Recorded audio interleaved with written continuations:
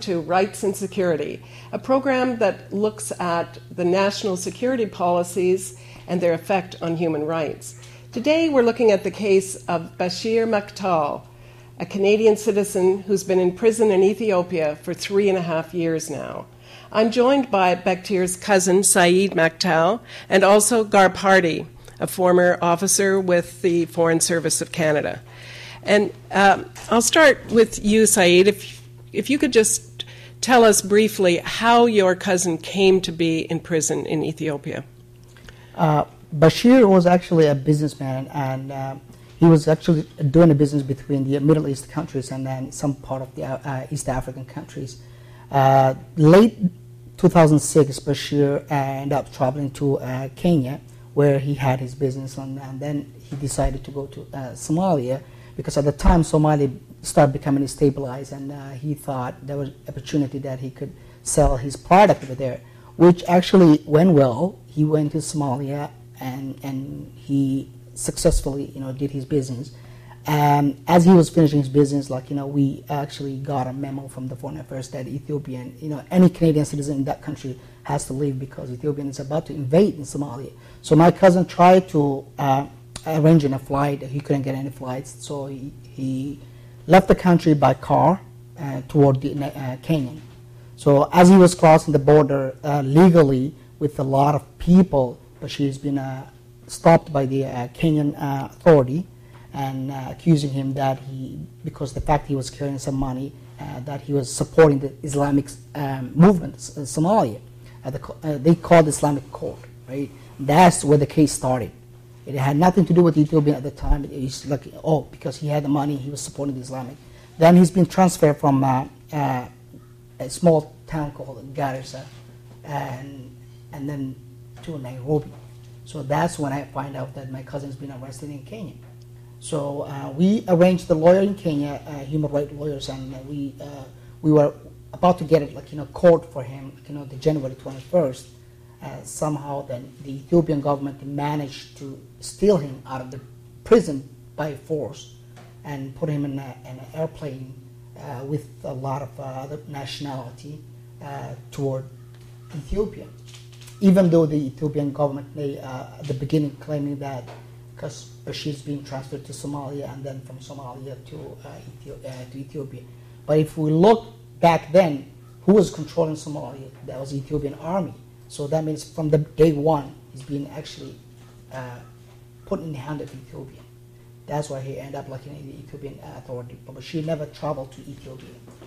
And the reason you think that he was singled out by the Ethiopians was because of your family connection? We are the grandchildren of Makhtal Dahir. Makhtal Dahir was a person who used to fight the freedom of the Ogaden people, which, that's the only accusation they had against my cousin. So I could not come up with anything else. So, and that's where the case started again, from the Ethiopian side.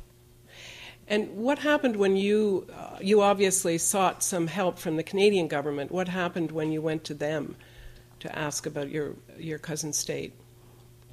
Honestly, it didn't happen just like that. It really took me time to get the Canadian attention, the Canadian government attention. At the beginning, it was we don't know what Bashir is. I had to struggle in my own way to find out whether my cousin was alive or not. Right? Then when I find out, I contact the Foreign Affairs, and that's when the Foreign Affairs start looking at whether Bashir is, in that prison.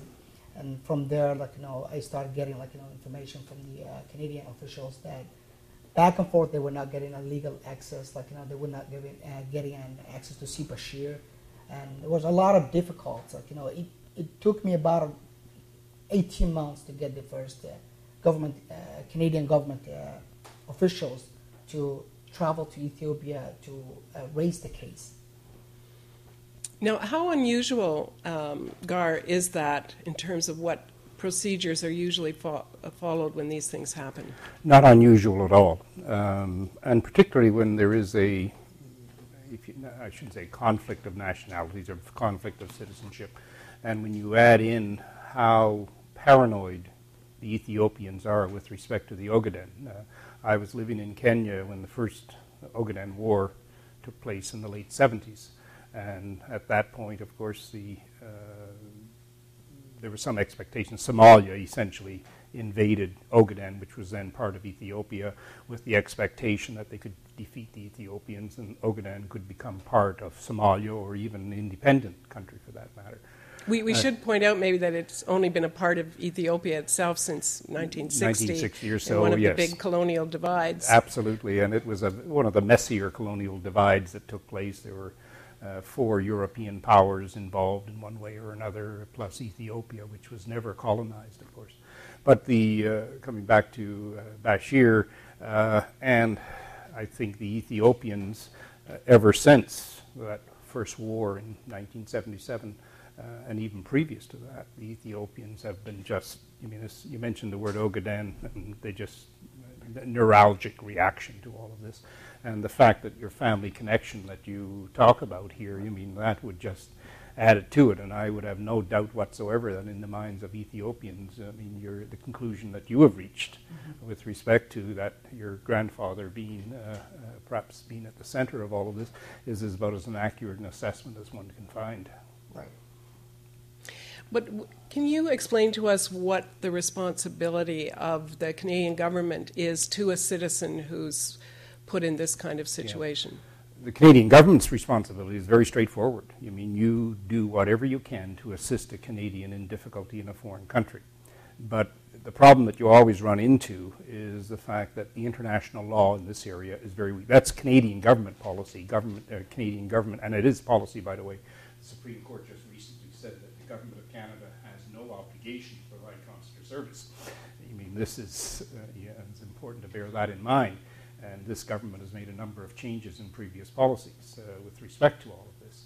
But the problem you run into, and particularly when I think probably the Ethiopians are saying that he is also an Ethiopian citizen.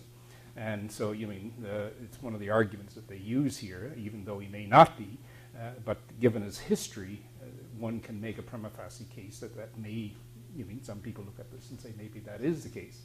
But and in order to be successful in providing assistance to Canadians in foreign countries, you need the cooperation of the other government.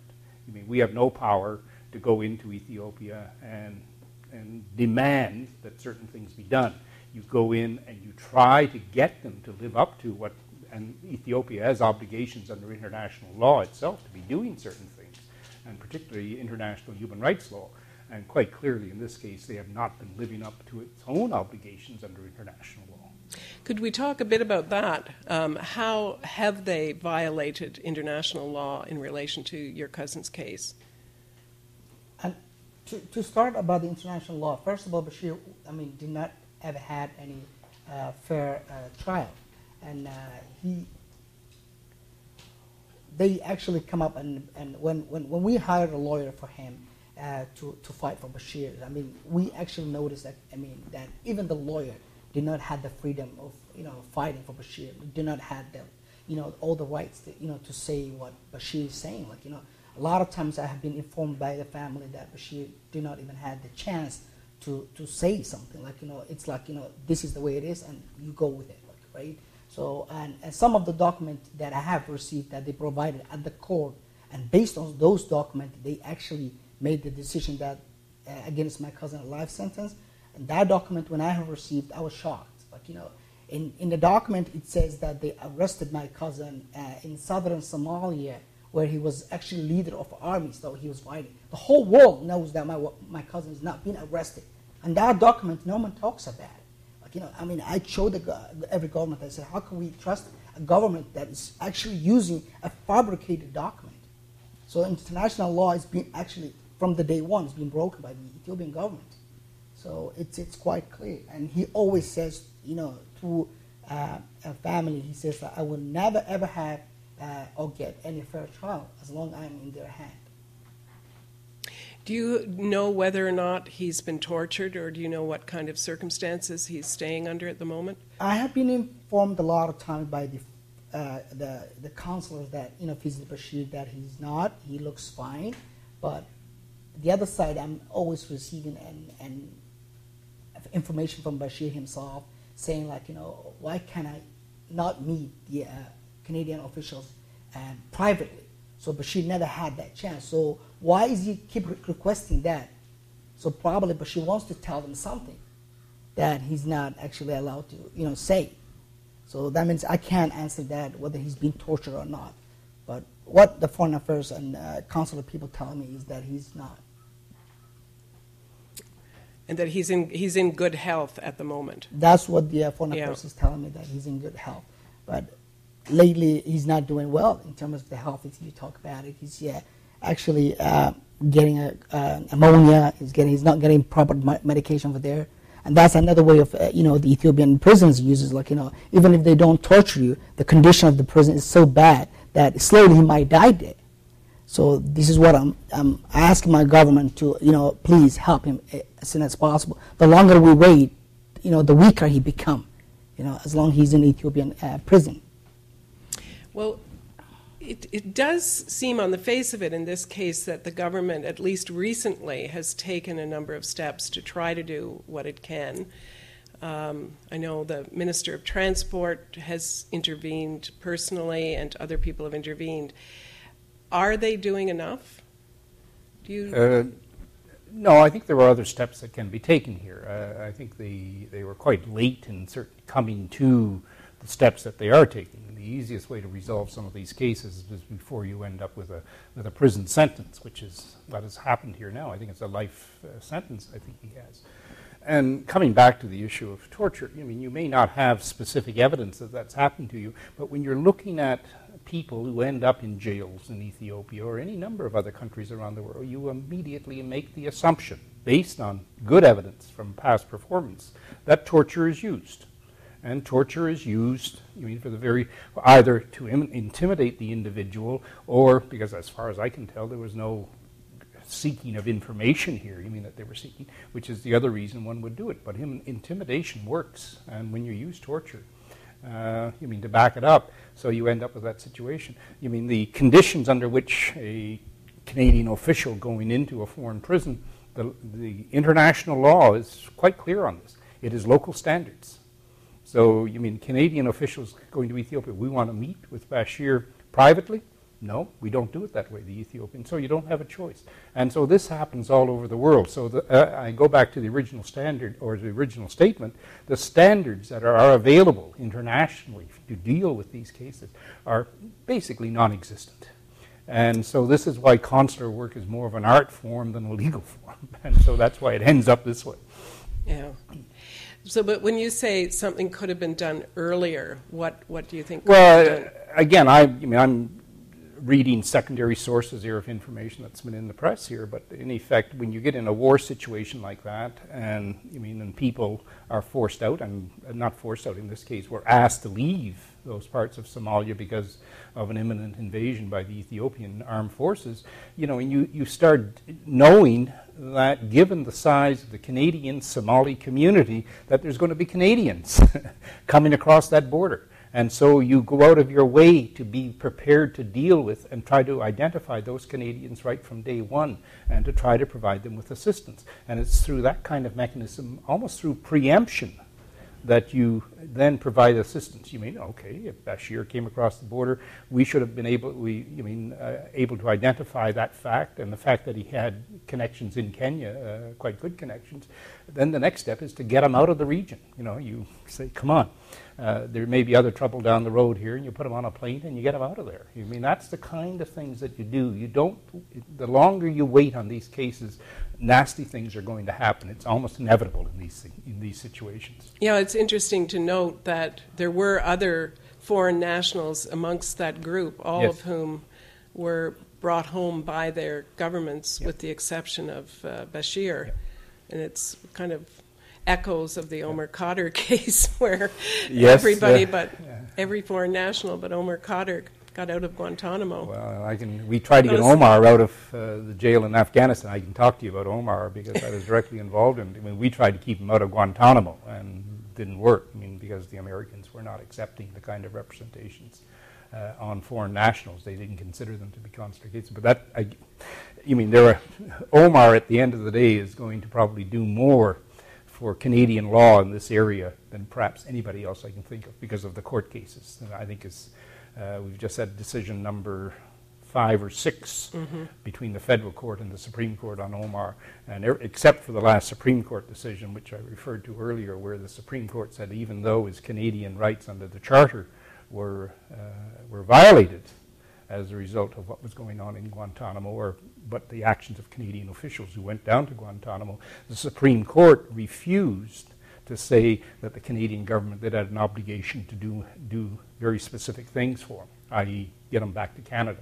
So the Supreme Court, in making that decision, refused to give the authority under law for consular work in Canada. That's the problem that we've got. And any number of Canadians, it goes beyond Omar. Ron Smith on the death penalty case in Montana, and other people around the world are running into exactly the same problem. The Canadian government has discretion as to who it will assist and how it will assist people in difficulties in foreign countries. And when you give a government discretion, you have discrimination. You mentioned that there have been a number of changes in recent years to how they approach things. Can you elaborate a bit on that? Well, I think the biggest change, of course, is that they're now willing to exercise discretion as to who they will assist in difficulty. That is at the core of the change in policy. The discretion has always been there, but previous governments in Canada, both Conservatives and Liberals, had all refused to use discretion as to who they would assist. A Canadian is a Canadian is a Canadian. And if they're in difficulty, you would try to assist them. And providing consular assistance has nothing to do with whether or not you are agreeing with why that person is in difficulty or anything else. It is a basic humanitarian concern that you try to provide assistance. And that's what the change has been. And I mentioned Ron Smith on the death penalty. It used to be anybody sentenced to death in a foreign country, the Canadian government would go in and try to seek clemency for that. Not any longer. Omar is the other classic case, of course, even with everything. We just had a federal court decision there last week on Omar, which Judge Zen of the federal court ruled that the Canadian government had 7 days to get its act together on this case. We'll see. We'll see. That's for sure. 7 days is not a long time in government.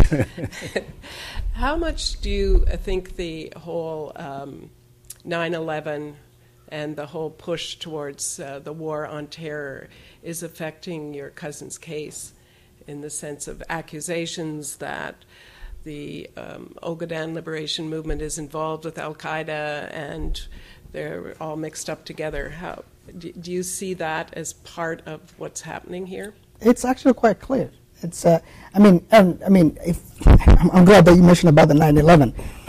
Every time, as a Muslim person, you travel to the international, you're always being targeted. You'll be stopped and questioned about it, right? What I said earlier was Bashir, when he's being stopped by the Kenyan authority at the border, right? The first accusation that I have been informed was that he was supporting Islamic Court. My cousin has nothing to do with Islamic Court. And the funny things about it is that the person who was the leader at the Islamic Court at the time, he's the president of Somalia right now. So the Ethiopian and the Americans, they put him in a power, right? And that is the person that he's been accused that he was supporting, right?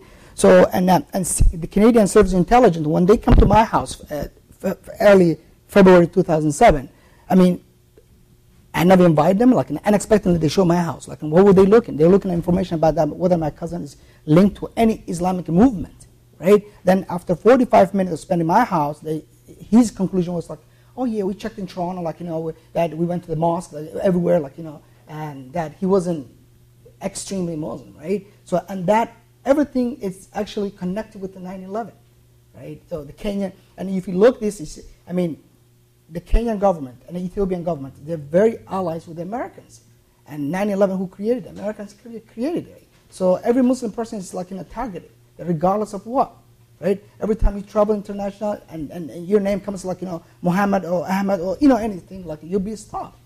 There is no doubt about it, right? And in terms of him getting the help that he needed, is okay, even it took time, the Ogaden community in Kenya to get support from the Canadian officials in Nairobi. That the prison where they put my cousin for 20 days was like about 1 mile away from the Canadian High Commission. My community, they had to go to the Canadian High Commission, and literally the way they explained to me, like they had to push them. It's like, there is a Canadian citizen here sitting in a prison, right? So, I mean, definitely to me, I mean, I'm not an expert in this field, but there is no doubt about that. It had something to do with it. What do you think, Gar? Do you think that overhangs everything? Oh, I think so. I mean, 9/11, and I mean, people refer to it in many different ways in terms of sort of a watershed and what happened before. Although, even if one looked at what was going on by way of international terrorism, I'll use that term in the sense around the world, there was a lot of nasty things going on around the world. But I mean, when you blow up buildings in New York City, the Americans made it part. I mean, Bill Clinton, he had a lot of nasty things going on when he was president, but he didn't take it out of part of the warp and the woof of international relations. You dealt with it, but it wasn't the holy grail that you were going to place at the center of everything that your country was going to do. 9/11, it changed. And Al-Qaeda, became, in effect, the bogeyman for everything that the Americans were doing. I think it's fading a bit right now, quite frankly, because they're starting to realize, a war on terror doesn't mean anything in reality. It's a great slogan, but in reality of dealing with the problems of terrorism, it is largely you deal with it not through military forces, you deal with it through your police forces and through international cooperation. But Somalia and what's going on in Somalia is it's not unlike in some ways what's going on in Yemen, just across the water there from Somalia, in the sense that it is a very, very confused political situation that it's easy to apply the Al-Qaeda label, if you like. You smear it over and say that anything goes on there, it's Al-Qaeda, therefore anybody associated with it in any way then is associated with Al-Qaeda. And so you tar that, and as a result... One size fits all. One size fits all, and a lot of very innocent people get nailed. Yeah. That's the sad part about all of this. But by the same token, you look at the preventive detention cases in Canada. Look what we've done. We've put people in jail without a trial or without providing satisfactory information as to what they might have done, and we've kept them in jail for 7 and 8 years. This is in Canada. It makes no sense, but yet that's what you get caught up in. It almost becomes terror. You terrorize your own people by saying nasty things can happen. Therefore, we got to lock up certain people within our own society. That is not the kind of Canada that that certainly I grew up in. This has had quite an effect on Bashir's family and your family as well. I understand his sister has been very affected by this, and he lost his brother. Can you tell us a bit about that?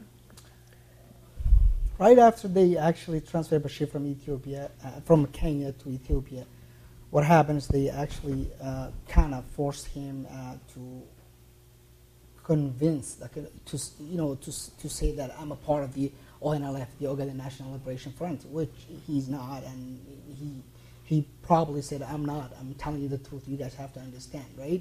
So there was a time actually that I have received in a video clip from the Ethiopian news television that there was a gun on his head that he has to, say that, right? But when they couldn't get information from him, what they did is they realized that Bashir still has his biological family in the suburban area of the Ogaden, right? So they went over there to start torturing the family. So they start with his elder brother, who's like close to 60 years old, and his 2 sons, and his sister, which also late 50s, and her sons also, like half of the family they put in a prison. So the sister, they kept her in a prison with the torturing in about 8 to 9 months, and then after that, when they released the females, probably, obviously they contacted me. Then I said, what, I can't take it anymore. You guys have to leave this country. It's getting too much. So we managed half of the family to evacuate totally from Ethiopia. Now they in a refugee camp in Kenya. So and his brother, if I come back to his brother, they kept him there for 2.5 almost 2.5 years, and they tortured him so badly that he said Bashir left this area when he was 11 years old. He's, to move with his uncle, which is my father, right? My father raised him. And he said he had nothing to do with anything. Like the guy, doesn't even know nothing about here, right? No, you're not telling the truth. They tortured him so badly that he was in a bad condition where he's about to die. And then when they realized that, they released him.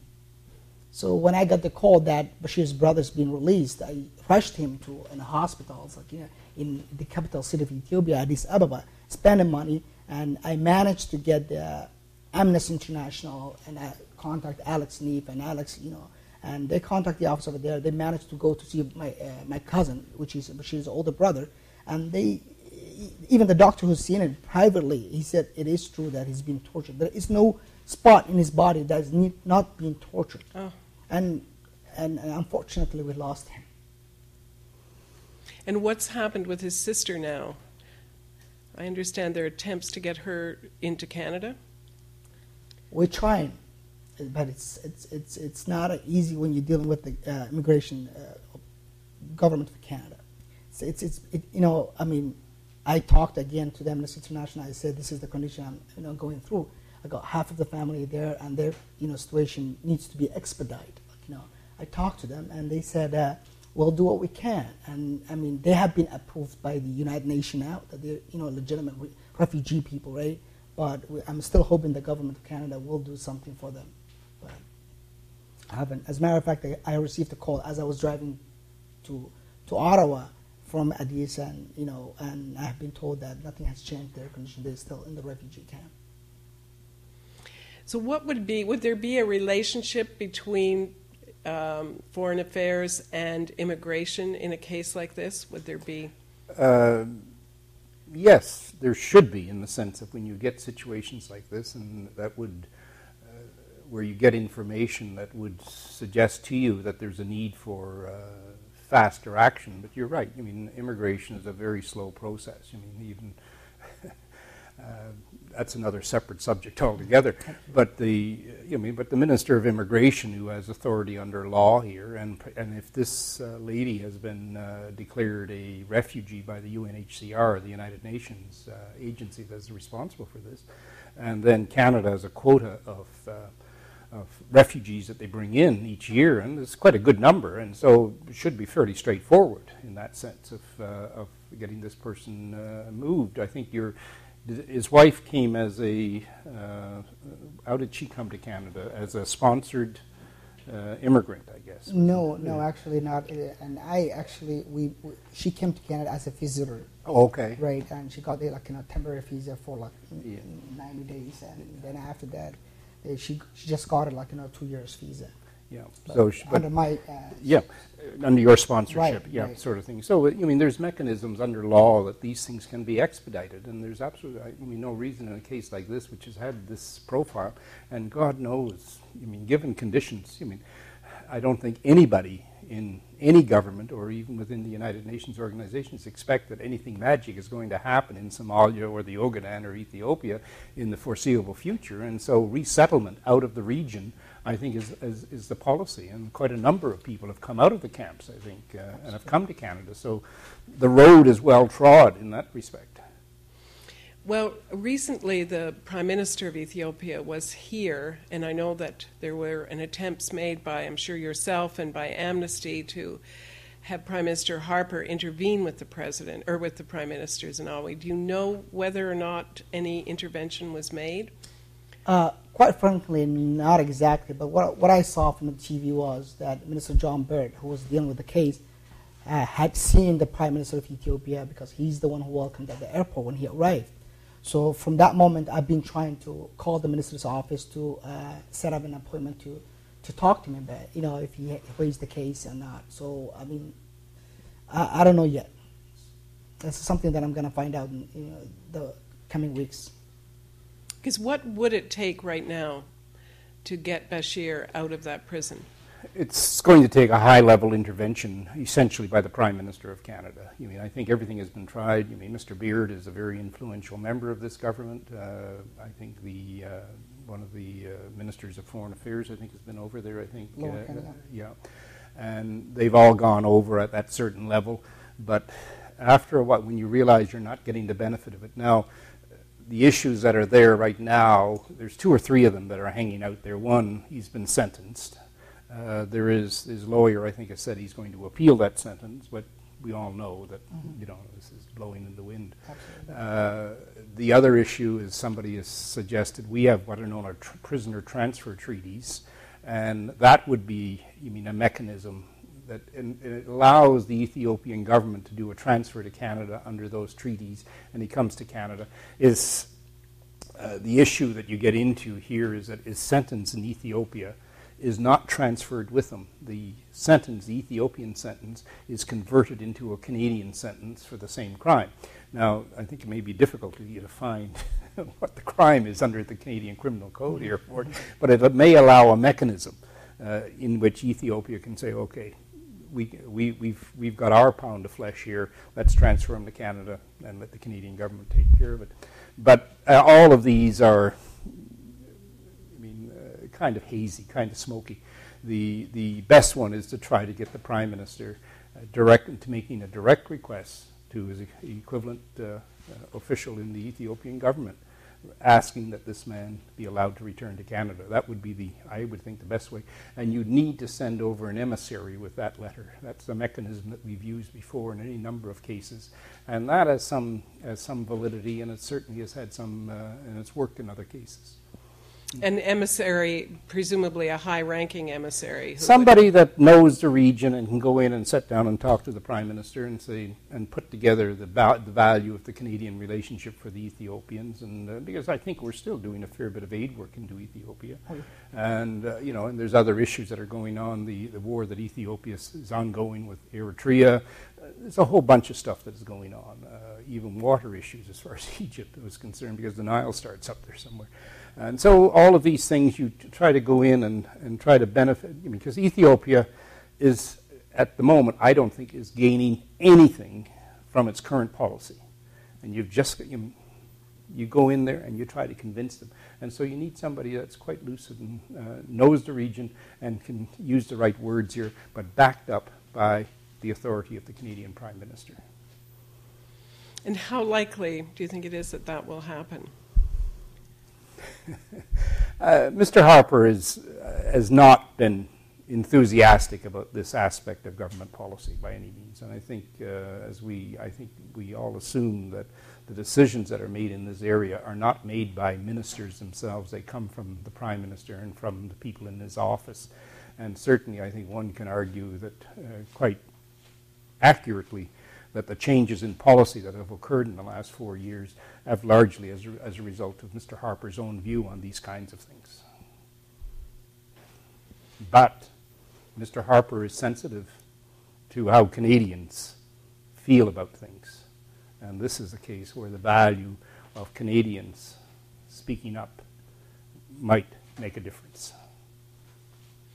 What is your sense of how the Canadian government is approaching this right now? Where's your optimism or pessimism level at the moment?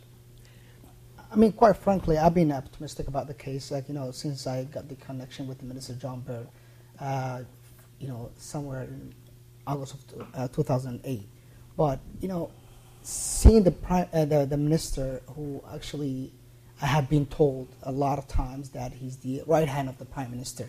And I spoke to him a lot of times, the minister, and I say, Minister, I mean, we need the, intervention of the Prime Minister. And the minister said to me, if you have me, you have the Prime Minister. So, again, I have only, I can say the attention from the minister, John Bird, but as earlier mentioned, this case will not go forward until, our Prime Minister puts his name on the piece of paper. Right, absolutely. And you know what? Dealing with this case for 3.5 years, I really, I don't see that, that he's going to do it sooner or, unless, the Canadian people, say, this case needs to be, dealt as soon as possible. What role has the media played in this? Have there been any attempts by the Canadian media to visit your cousin or to get access to him? Actually, the only Canadian media that went over there was the CBC, and he can only see as far as when he was going into the court. That's all what he can. He cannot ever have a private interview with them, and absolutely not. And that's another thing that where they broke the international law. One has to have the right to speak. One has to have the right to fight for himself, right? But he's never been given that. So I mean, you talking about media. Let alone the media. He cannot even see privately the Canadian officials. Yeah. Right. So how can he? He's not going to ever see the media.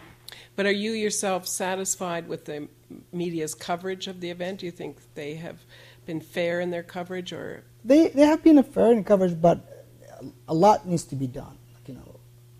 So I'm going to do more what I can, but at the end, you're just one family members, Yeah. Right. So it's been a really long journey for this case, for the family, for myself, and it's been tough for us.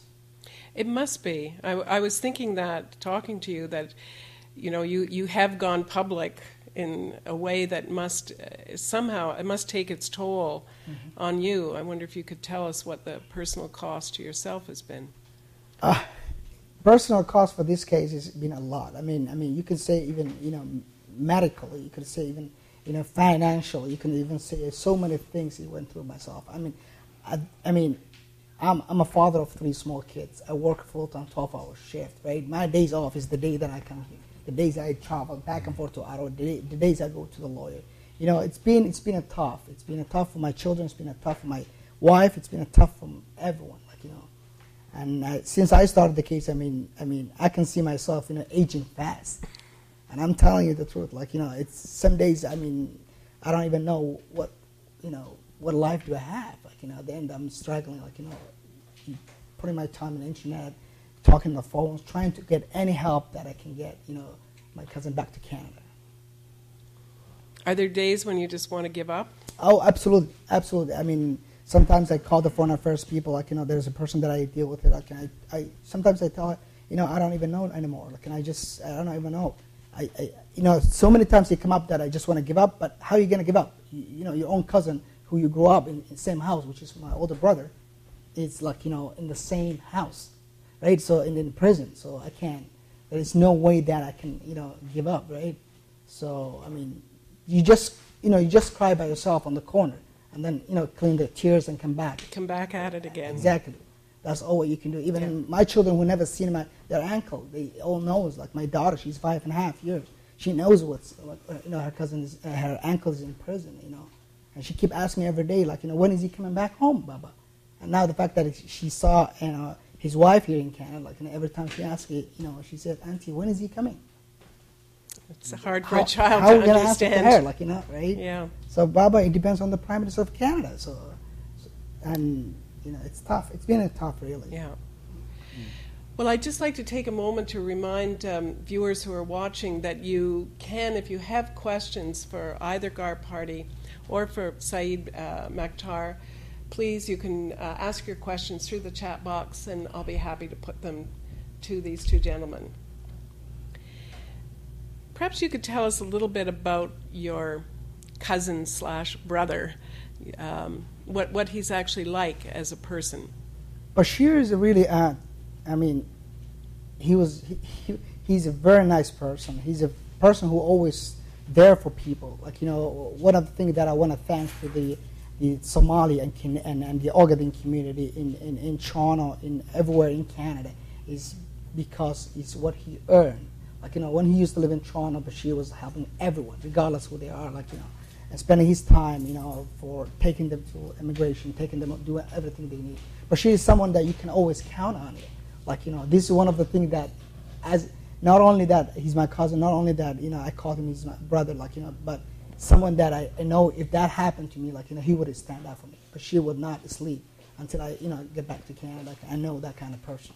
So Bashir is a very, very decent person, very nice person, and intelligent, educated person, smart, and knows what he's doing. And I had, and I never had the feeling that he was involved in anything. That's why I always use my word that my cousin is innocent. So and he needs to come back to Canada. You know, Gar, this is one individual who's caught up in this terrible nightmare.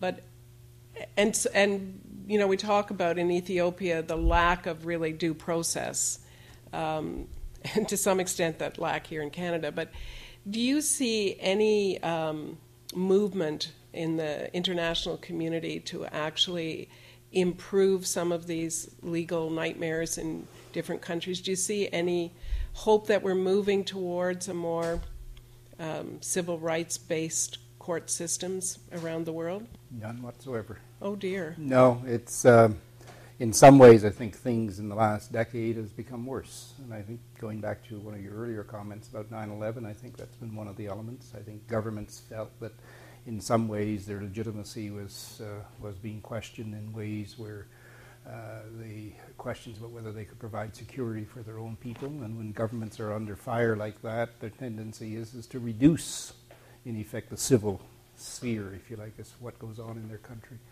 A country like Ethiopia, you know, when you look at the history of Ethiopia for the last, I would say, 40 years now almost. I mean, it's been not only in terms of what Ethiopians do to each other, but I mean something like the famine and stuff like this. It's been awful, and so the amount of energy, if you like, or time that's available to try to improve things in terms of particularly laws in this area. And the international instruments are more ignored and abused than they are obeyed.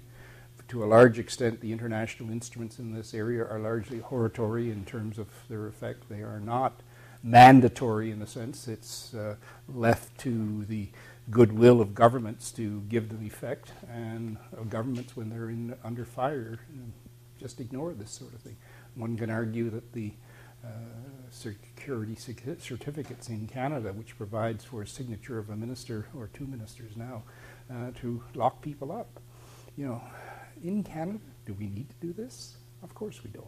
In a country like Ethiopia, where life is lived much closer to the margin, I'm not surprised at all. But there's a whole bunch of countries. It's you can almost go everywhere around the world, and you can find countries where there is things have regressed rather than advanced in the last 10 years. And your comments about, I mean, your own life back here in Canada, one of the things, I mean, I've dealt with thousands of cases like this where in some ways it's almost perverse. It's almost harder on the family members here than it is on the person that's being directly affected by all of this. And that's the kind of thing. But I mean, you get up out of bed every morning and you just keep trying. That's the only way. And Bashir is very fortunate to have somebody back here that's trying to give currency to the case in order to get the attention that the case deserves. And in a lot of cases, that doesn't happen.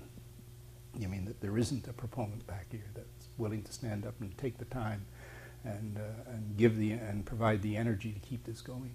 The media is episodic in terms of these. I think there's just one characteristic about Bashir's case. It's lumpy. You get a story every now and then about it. It's not continuous.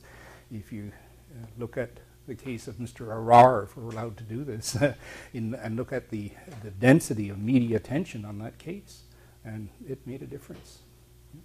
Yeah.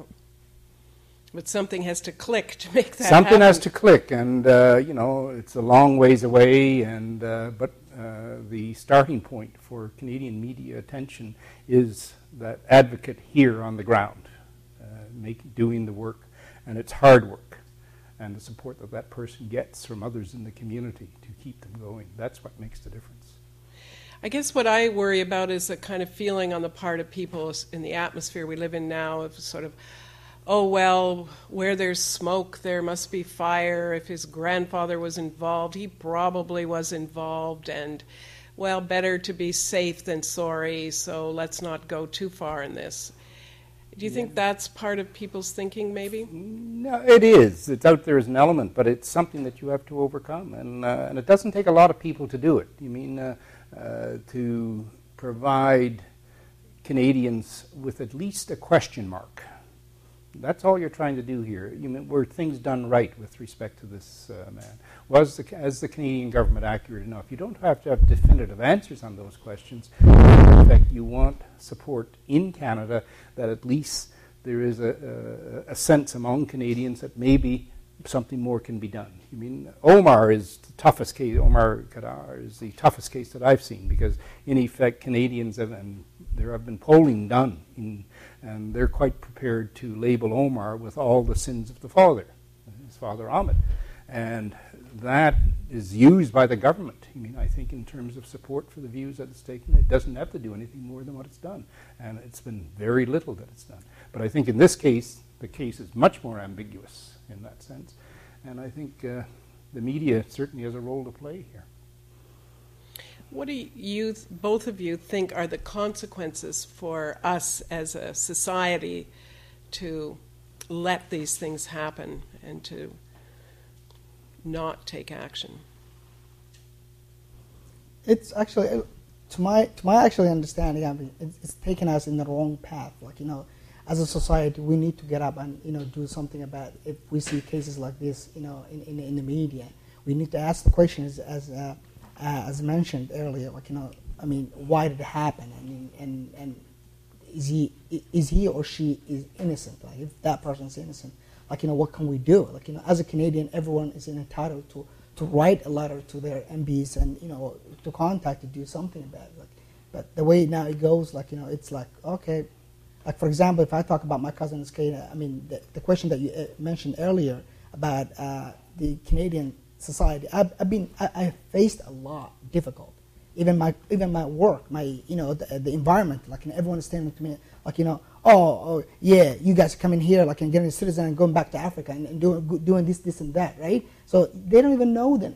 Then you have to be patient with them. You have to educate them. And a lot of majority of Canadian people, they think my cousin went back to Ethiopia. My cousin never been in Ethiopia. He's been actually arrested in another country, right? So, and this is what they read. The Canadian society sometimes, they respond to something without getting the knowledge about the case itself, right? Not knowing, there is so many factors in this case.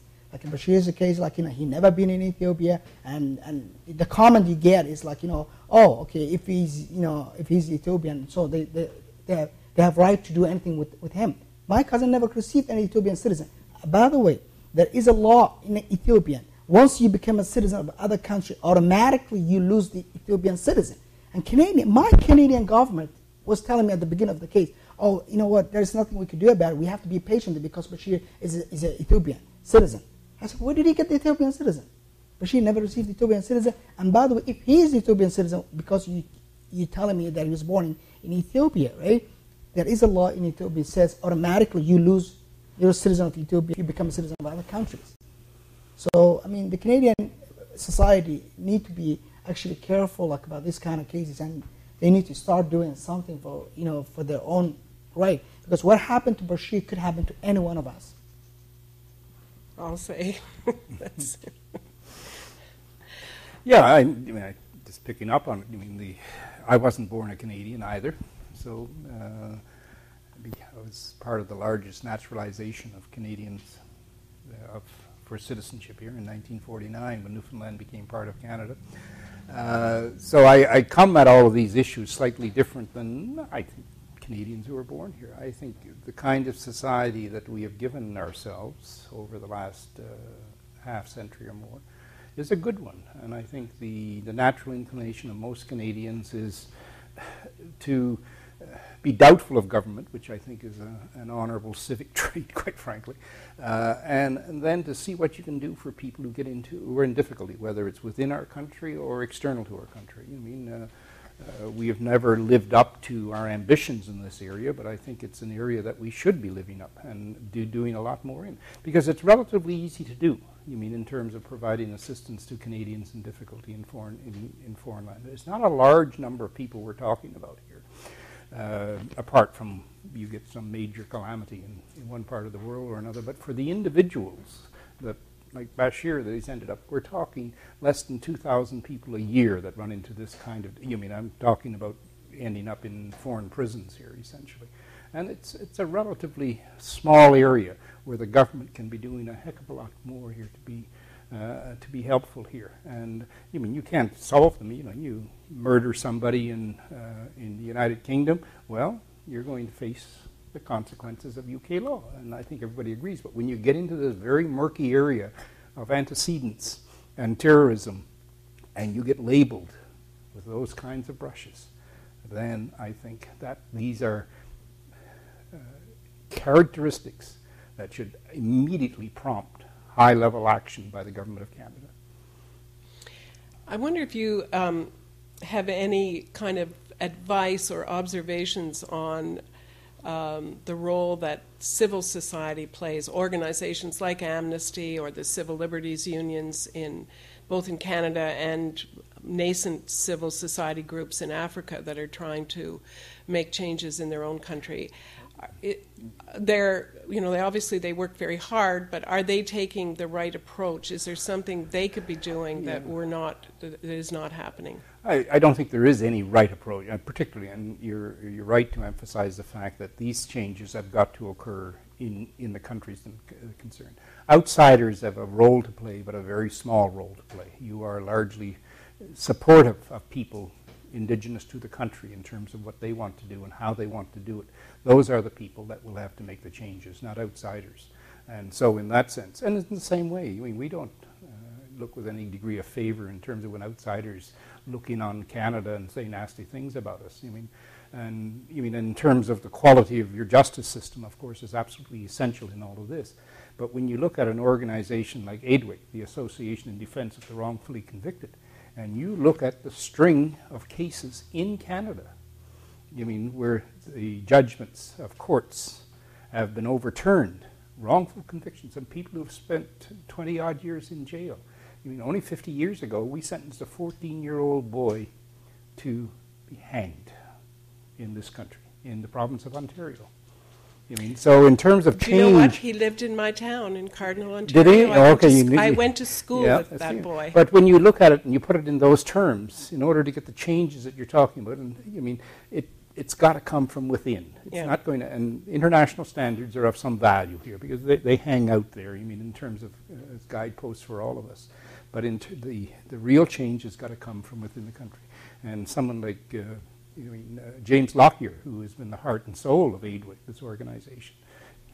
Look what he's done for any number of families in this country. Amnesty, on a global basis, the same thing. It's Alex and the fine people that work at Amnesty, the role they play, Human Rights Watch. There's a bunch of them that are out there that are doing this, and they keep alive the issues for all of us to see.